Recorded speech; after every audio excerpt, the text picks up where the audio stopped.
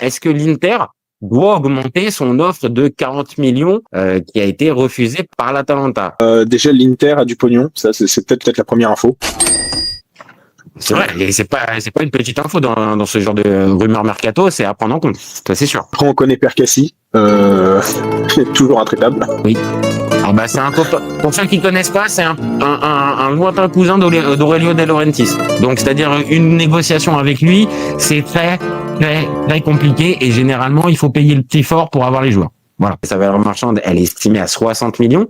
Donc est-ce que il faut qu'il s'aligne sur la valorisation de Transfermarkt, parce qu'après, faut pas non plus oublier, ça reste un joueur qui a marqué il y a un an maintenant 3 buts en finale de Coupe d'Europe, qui est Ballon d'Or africain, qui cette saison vient de faire 40 matchs, 20 buts, 8 passes décisives. On parle d'un joueur quand même sacrément décisif et qui va avoir 28 ans en novembre.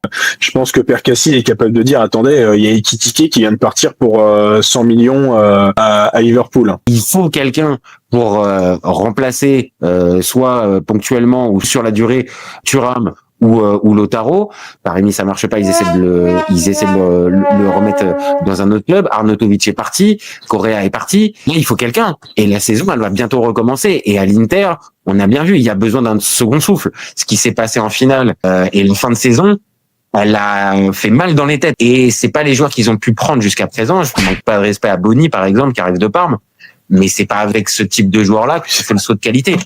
Lockman, il arrive pour quoi? Pour être titulaire? Bon, c'est vrai qu'on voit que là, ces temps-ci, le duo Thuram-Lautaro, ça a pas aussi bien fonctionné à la Coupe du Monde des clubs. Ouais, c'est fatigué et ça a pris un coup sur la carafe, ça c'est sûr. Ce que je comprends, c'est que plus de 45 pour un gars qui va rentrer dans la rotation, c'est trop. Tirez pas jusqu'au bout dans l'affaire pour arracher Lookman. Tu vois, on commence à connaître le foot depuis pas mal d'années, mine de rien. Tu me dis 40 millions il y a 10 ans pour Lockman, ça m'aurait limite un peu choqué, quoi. Oui, bah, clairement. Maintenant, on voit des El Bilal Touré qui sont transférés à 35 millions d'euros.